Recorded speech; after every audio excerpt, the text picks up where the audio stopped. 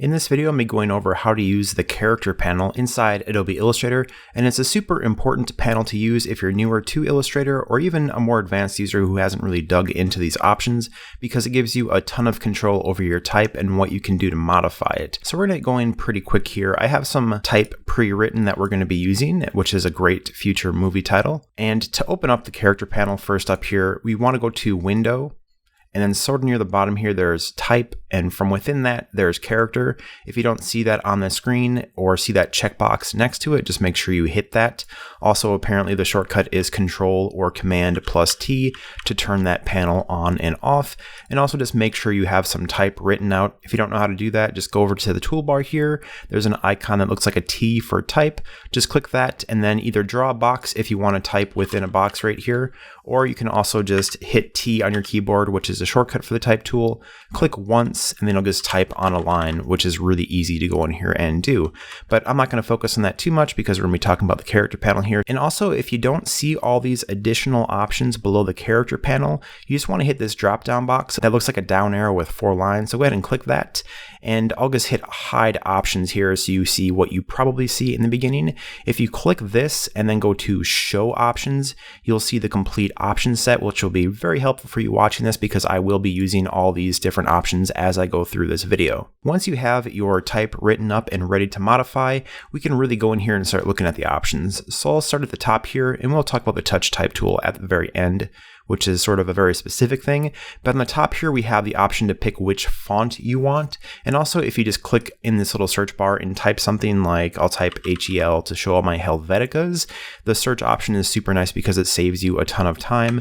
But if you want to just scroll through here, you can go ahead and just click that down arrow and scroll through these as you see fit. And just below that, we have the options for that font. So what font weight typically, in this case, it's Myriad Pro. So it has a bunch of different options from condensed to bold, regular italic, all that fun stuff. So the first one is the font itself, and the one below that is which font weight or style you want to apply to the font.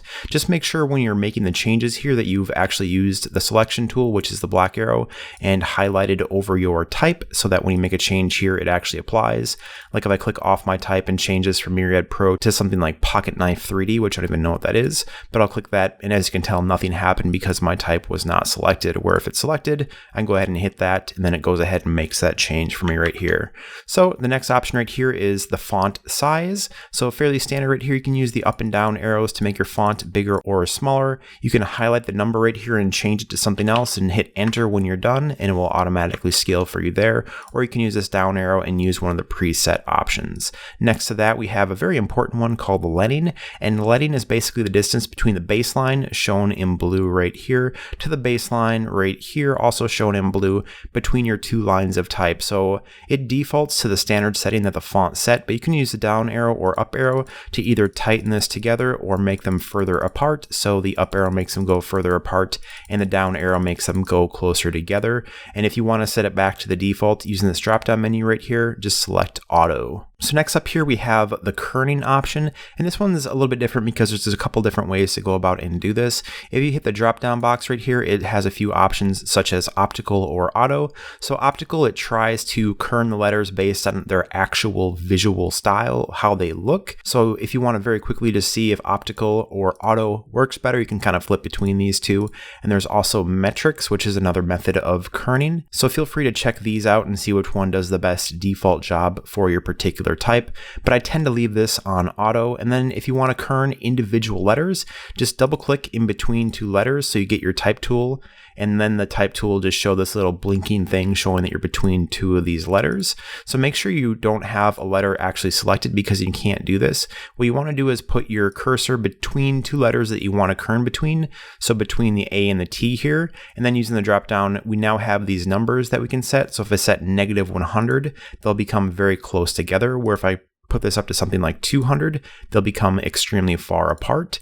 And you can always go back to auto if you want to go back to the auto setting right here. And the up and down arrows also work if you want to do it that way. It's the way I tend to do it because it has a lot of control. So if you hit down here, it pulls these closer together. And if you hit the up arrow here, it pushes these letters further apart. So make sure when you're kerning to use this option. I actually personally tend to use the tracking option a whole lot, although it's not the best practice for a reason I'll explain next. But just use your cursor and go between the letters that you want to kern, or between two different words even. It works just the same. If I make this smaller number, you can tell it goes ahead and actually kerns between these two different words. And also, if you want to do kerning with a shortcut, there is an option to go in there and do that quite easily. So all you have to do is go between the two letters that you want to kern and just click once so you have this vertical bar blinking, and then hold Alt on a PC or Option on a Mac and hit the right arrow to make the distance greater, or the left arrow to make the distance smaller. And this isn't a very fine-tune option, so I don't tend to use that much personally, but the option is there to do that.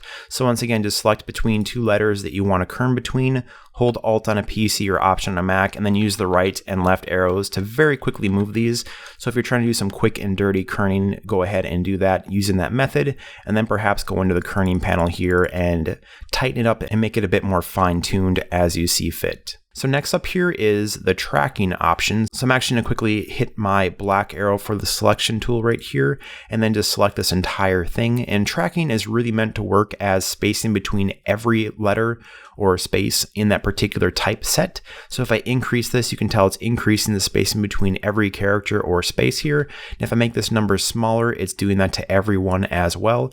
You can, of course, highlight just a single letter and use the tracking to basically kern between those letters too. But if you wanted to select everything once again and increase or decrease this value, you'll find that it will automatically reset the work you did there, which is why using the kerning option that we just went over previously is nice, because the tracking option won't overwrite the actual kerning work that you've already done. So if you went through here and kerned everything perfectly and then use the tracking to space everything out a bit more, it should actually end up looking just great because the kerning work is already done. Once again, we also have a drop down with some pre-made values, and with any of these things, you can also just highlight this and change this to be a different number, like 50, for example, hit enter, and it will go in here and do that.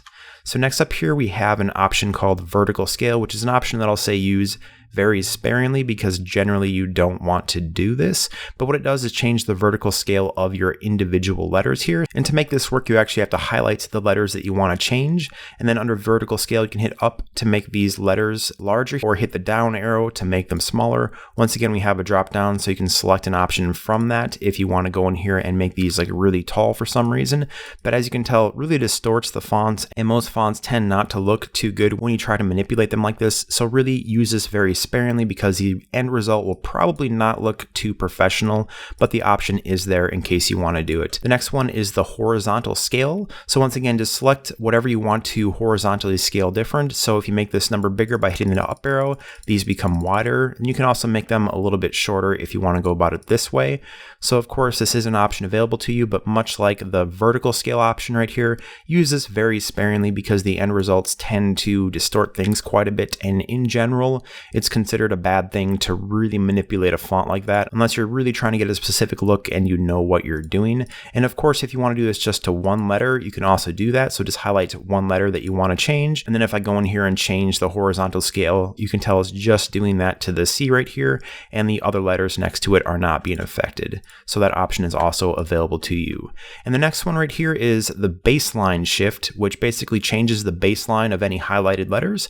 And the baseline is pretty much what the letter sits on top of. So if I highlight just the A and the T of cat and changes baseline to a higher number, and then I actually will just select this thing so you can see the baseline right here. So if you look at this blue line versus a blue line of the letters next to it, you can tell that it shifted the baseline of this up. And then I can go ahead and just highlight this T, for example, make the baseline shift a lower number, and it will drop just the T. So you can tell the baseline of that has now also independently changed.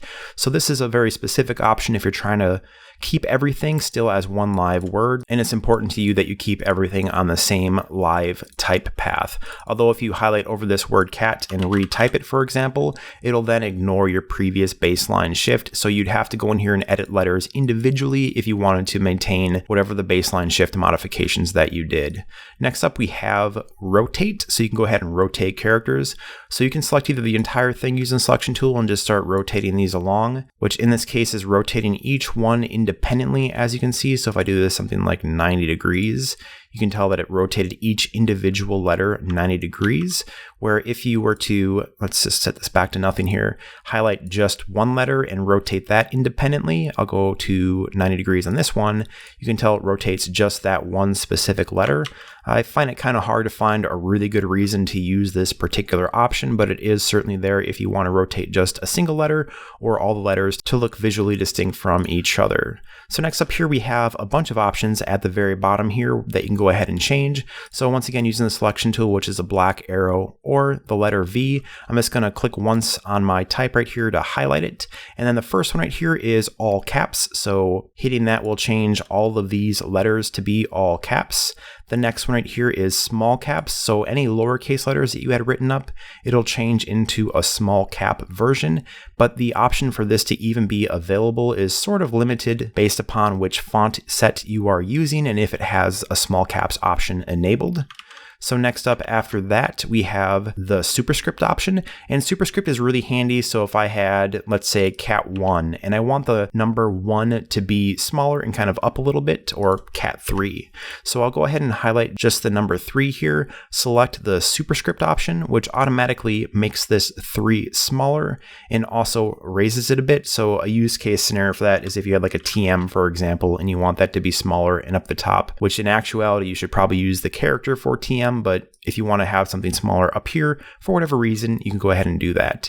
And also we have an option for subscript, which is basically like a superscript, but below instead of above. So right here is a subscript. So feel free to use those how you see fit. And like I said before, most character sets, if you go to type and then glyphs here, will have the special characters like a TM built into them. So I'll go ahead and just try to find a TM in here somewhere. If I can actually find it, I've actually probably passed it as I do not see it. But in general, if you go to type and then glyphs through your selection menu, you will find an option set much like this one right here that will have all these special characters that you're trying to build built in. So right here is the TM. I finally found it. So if I double click that, it'll go ahead and add the TM right here, which is currently set to a subscript. So I'll change that to be superscript. And then as you can tell, we're good to go for a general legal mark. But I'll just select this entire thing right here so you can check the next option, which is underline. So go ahead and click that if you want to underline your letters right here, and click it again if you want to undo what you've done. And the one next to that is called strike through, which basically puts a line through everything, which is handy if you're making lists and you kind of want to check off something or make something clear that it's not to be used for whatever reason. That option is for you there. And below that, we have an option to set the anti-aliasing method, which is something I don't think I've actually ever used, but it's sharp by default and it also has crisp and strong. And anti-aliasing is basically how the program attempts to handle jaggy edges on the letters. So if you have some weird jaggy edges happening and you want to try some different options, feel free to use this drop-down box as you see fit to try some different methods of smoothing out those jaggy lines. And very quickly here, I actually did a video specifically on the touch type tool, which I'll link in the description, that goes in a bit more detail.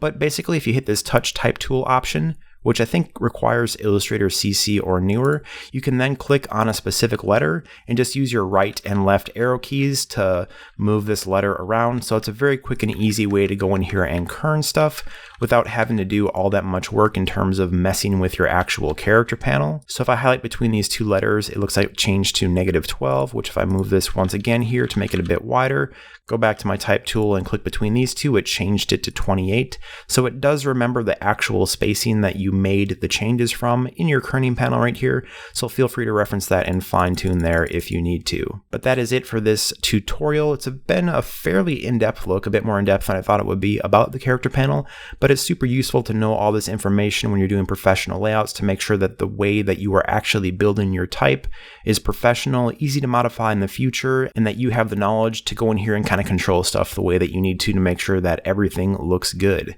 But I do hope you enjoyed this tutorial, and if you did, please like and favorite. And if you want to see more stuff like this every week, please subscribe. I do my best to keep creating new content just like this for illustrators and designers.